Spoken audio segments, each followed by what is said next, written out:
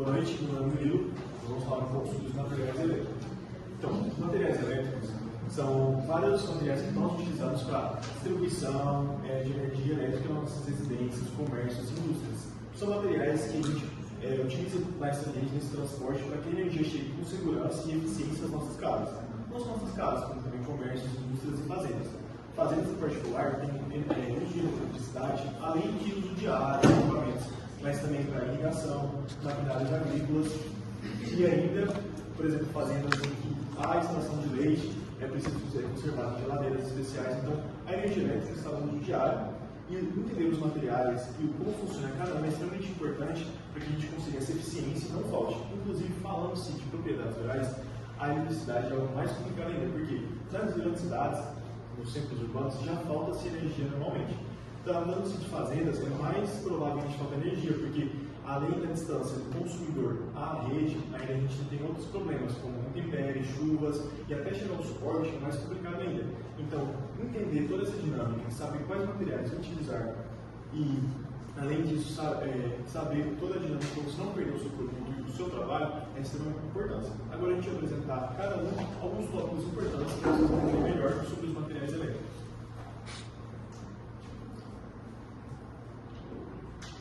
Boa noite, me chamo Elton Ribeiro. Eu vou falar sobre alta voltagem e alta tensão, média tensão e baixa tensão. O que é a tensão? A tensão é a pressão que os elétrons percorrem pelo fio e é medida em quilowatts, ou seja, 1000 volts. Acima de 36.000 watts é considerado uma alta tensão, que é utilizado mais nas redes de transporte das usinas até as subestações de energia. A média tensão é uma energia entre acima de 1000 volts e abaixo de 35.000 volts, que é mais utilizada em aeroportos, hospitais e indústrias. Já a baixa tensão, que é o que a gente utiliza nas redes de comércio, fazendas e casas residenciais, é a que a gente mais utiliza, que é em 110 volts, 220 volts e 380 volts. Eu vou explicar também como funciona desde o início até chegar nas nossas casas. Ela passa pela estação geradora, que é as usinas, pode ser gerada em hidrelétrica, eólica ou até solar. Ela é passada pelo elevador de tensão, e quanto maior a tensão, melhor, porque diminui o risco de queda de energia. Dessas médias de tensão, a alta tensão ela passa pela subestação, que passa por uma baixadora de tensão e assim distribui para indústrias, comércios e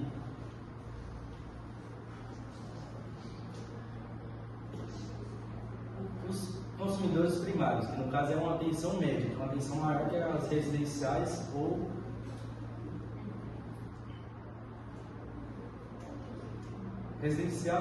comerciais. Para a gente chegar a baixa tensão, que é a mais utilizada, 220 volts ou 110 volts. Boa noite, meu nome é Jorge. Vou falar aqui sobre os fios e cabos que transportam essa energia até os consumidores, Para regulamentar isso, existe a ABNT, que é a Associação Brasileira de Normas Técnicas, que ela garante a segurança das pessoas, o bom funcionamento do sistema, para não ter falhas, e a preservação dos bens, porque a corrente elétrica ela pode chegar a queimar várias coisas. Então, e é dividido tanto em baixa tensão quanto em alta tensão. No de baixa tensão, eles são revestidos por PVC ou borracha, não tem tanta necessidade de revestimento. São dimensionados de acordo com a voltagem, a corrente, que essa de baixa tensão vai até 1000 volts. Só que no caso, também temos a de alta tensão. De alta tensão exige um material mais resistente para evitar curtos, para sustentar essas tensões elevadas. Os materiais que usam são o XLPE, polietileno reticulado, e o EPR, borracha, etileno, propileno. E aí, como eu disse, as redes de baixa tensão são destinadas às residências e galpões, Bombas d'água, silos e motores já são as de média tensão, que já exigem um materialzinho mais resistente. E carregamento de energia de longa distância exige já de alta tensão, que são os materiais mais resistentes para carregar essa energia e não ter perigo de queimar alguma coisa. Boa noite, meu nome é Matheus. Vou falar sobre os condutores de rede usados tanto na baixa tensão quanto na alta tensão. A baixa tensão é o que é utilizado nas casas, comércios pequenos, indústrias menores. E eu separei 4 tipos de protetores, que é o disjuntor, os fusíveis, o DR e o DPS. O disjuntor ele tem 2 mecanismos de proteção. Ele tem um mecanismo que é uma camada bimetálica, são 2 metais, que esse é para proteção contra a sobrecarga, sobretensão. O professor temos um exemplo da última aula que ele falou, quando você liga tipo um chuveiro ou outro material que gasta muita energia, esse disjuntor ele aquece. Todo metal quando aquece dilata, quando ocorre dilatação, dispara o gatilho, ele desarma. Aí o outro mecanismo que tem dele é uma bobina eletromagnética, ele gera para curto-circuito. Quando ocorre um curto-circuito, essa bobina eletromagnética ela gera um choque magnético que também dispara o gatilho, desligando na rede elétrica. Os fusíveis, ele funciona praticamente da mesma forma do disjuntor, só que a diferença é que ele não pode ser religado, quando ele é um fio ou um metal fino. Então ele também para sobretensão, ele tem uma corrente estabelecida, vamos supor que tem um fusível de 20 amperes. Se essa tensão passa de 20 amperes, esse fio ou esse metal que tem dentro derrete e ele interrompe a corrente. Então ele requer essa substituição, ele não é ligável ao disjuntor, mas também é um protetor. Ele não é tão comum em instalações residenciais, é mais comum em instalação de equipamentos, ferramentas, onde você tem que fazer a substituição depois que ele queima. O DR ele é um dispositivo de diferencial residencial, diferencial residual. Vamos supor, entra uma corrente, ele controla a corrente que entra e que sai. Quando tem uma diferença nessa corrente que entra e sai, é determinada fuga. Essa fuga ela pode ocasionar choque, pode ocasionar incêndio. Então esse dispositivo ele fiscaliza essas fugas e previne choque de incêndio. O DPS ele é um dispositivo de proteção contra surtos. Ele é para raios ou interferências na rede. Então ele recebe essa carga extra, que é a tradicional, que é normal para receber, direciona para o aterramento. O aterramento é um fio de cobre ou alumínio nu que é enfiado na terra. Ele é essencial tanto no DR quanto no DPS, que é o dispositivo de proteção contra surtos. Já na rede de alta tensão, a gente tem o para-raios, que é a base de intempéries da natureza, que é a descarga eletromagnética que vem da atmosfera, que é o raio. Então ele recebe essa descarga e também manda para o aterramento. São os cabos, as hastes de cobre ou alumínio luz. Também tem os disjuntores. Diferente dos disjuntores da rede de baixa tensão, os disjuntores da alta tensão é dividido em 3 tipos. Tem ele a óleo, tem o a vácuo e tem o hexafluoreto de enxofre. Na verdade, eles funcionam praticamente da mesma forma. São três materiais inertes, tanto o óleo quanto o vácuo, quanto o hexafluoreto de enxofre, ele não transmite a energia, né? Então ele pega essa energia de sobretensão e dispersa. Temos os religadores automáticos, que ele pega, vamos supor, tem uma interferência na rede, alguma inconferência na rede, ele desliga a rede de energia por um tempo, depois de um tempo ele desliga, para ver se a rede ela normaliza. Aqui eu não coloquei isso sim, mas também tem as chaves seccionadoras, que elas são de manutenção das redes de alta tensão. Então, vamos supor, tem uma rede de alta tensão que vai de um lugar para o outro. Você não precisa desligar essa rede inteira, elas são divididas em chaves, você pode desligar só um pedaço para poder realizar a manutenção. Aqui é umas imagens do DPS, para o sul, ali é o disjuntor de rede de alta tensão e ali é o para-raio. Aí, interferente já não é na casa de proteção de rede, mas ele usa essencial, principalmente no campo particular. Né? Como o Murilo falou, em áreas rurais, as redes de energia elas são mais instáveis, né? Podendo ter lugar que nem rede de energia não tem, então o uso de gerador é essencial. Então ele é essencial por falta da rede elétrica e também atividades que não podem parar. Como um lugar que tem irrigação, que tem refrigerador de leite, que tem granja, que tem aviário, esse lugar não pode ficar de jeito nenhum sem energia, né? Senão é perigoso perder a produção do proprietário. Então nessa parte é importante o uso de geradores. Os geradores eles são divididos principalmente em 3 tipos, né? Que é o de diesel, gasolina e gás. Sendo o de diesel mais utilizado, porque ele tem o melhor custo-benefício por quilowatt produzido, ele aguenta mais tempo, requer menos manutenção e ele produz uma quantidade maior de quilowatts. Então ele é o que é mais empregado assim, em áreas maiores, em indústrias maiores, requer manutenção, como se fosse é um motor a combustão, então ele requer manutenção tanto de arrefecimento, troca de óleo, essas coisas. Aí o de gasolina, ele é o de menor porte, ele é o que gasta mais. Ele é o que produz menos energia e ele é o que requer mais manutenção. Ele é utilizado de forma direta, então é precisa ligar no máximo de iluminação, ligar uma extensão, precisa ligar um equipamento, não é tanto para tocar uma propriedade no geral. e tem o de gás. O de gás é como aqui, por causa que a gente tem muita indústria de bovinocultura, suinocultura, você pode fazer a digestão dos degestos e gerar o biogás, que é uma mistura de gases, mas nessa mistura de biogases tem o metano, que é um gás que é combustível que pode ser usado para tocar os geradores a gás.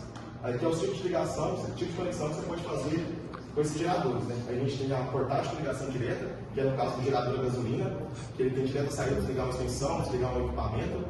A gente tem o controle de transferência manual, você tem o gerador e a rede elétrica ligada no mesmo quadro, só que isso depende da pessoa ir lá e fazer a ligação sem ter aquele de meio na rede, ou seja, dentro do gerador.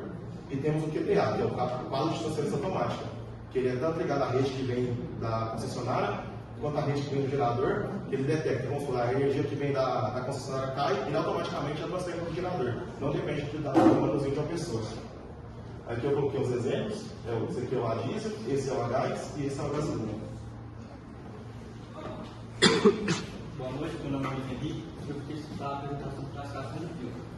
Bom, na classificação de fios temos dois padrões principais, o HMG, que é uma medida americana, e o milímetros quadrados, que é uma medida mais comum no Brasil. O HMG mede o diâmetro do fio. Quanto maior o número, menor a capacidade de corrente. Por exemplo, HMG 14 equivale a 2,08 milímetros quadrados e é usado para iluminação.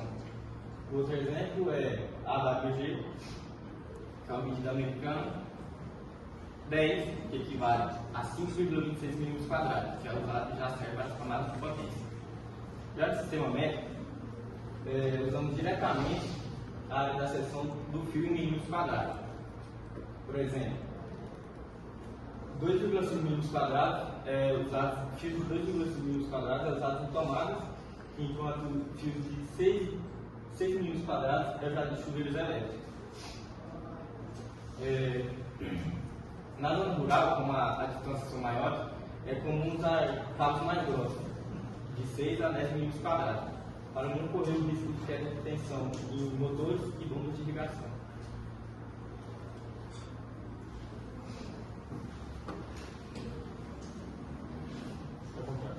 Para baixo.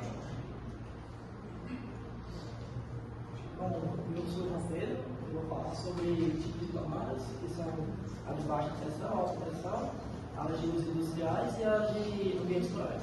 As de baixa pressão são aquelas tomadas muito comuns que nós usamos em nossas casas, em todos os lugares que nós estivemos. Contém 2 pinos ou 3 pinos. As de 2 pinos são de fase neutra e as de 3 pinos são fase neutra e terra. Já as industriais são aquelas tomadas mais seguras e resistentes, com proteção contra a umidade e poeira. Já as tomadas industriais são aquelas tomadas a de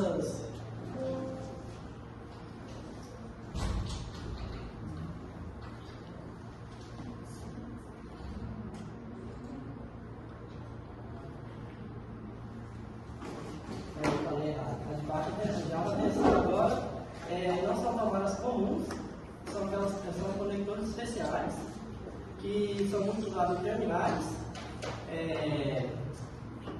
barramento,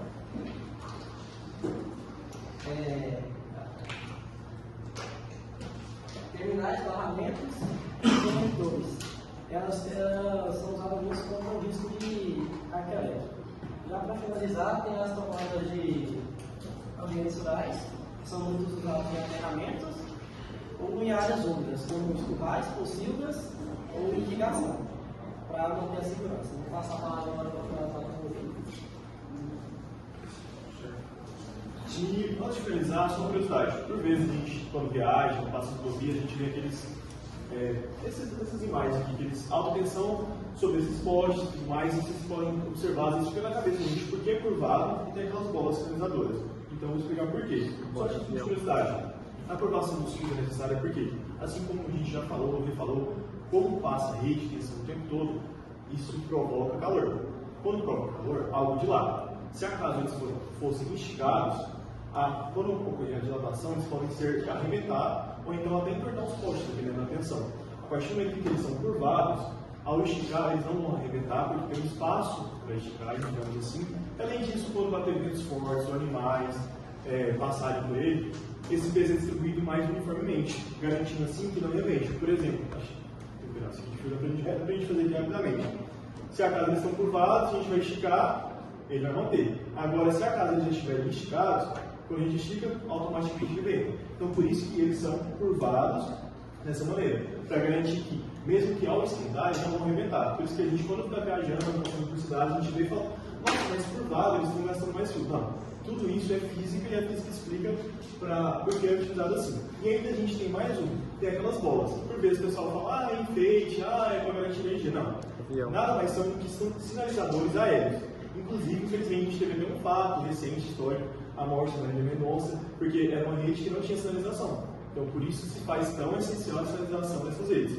Por fim, é isso, materiais elétricos. Por que entender? A gente tem que entender materiais elétricos pra gente, porque está no nosso dia a dia, está na nossa casa. Então, quando a gente entende algo, a gente consegue fazer da melhor forma. Porque, por exemplo, na nossa casa a gente tem alguma tomada, alguma rede que não está adequada. A gente pode, entendendo, a gente pode pegar, substituir, melhorar. Por quê? Para ter maior economia, eficiência e ainda assim segurança. Por isso a importância dos materiais elétricos.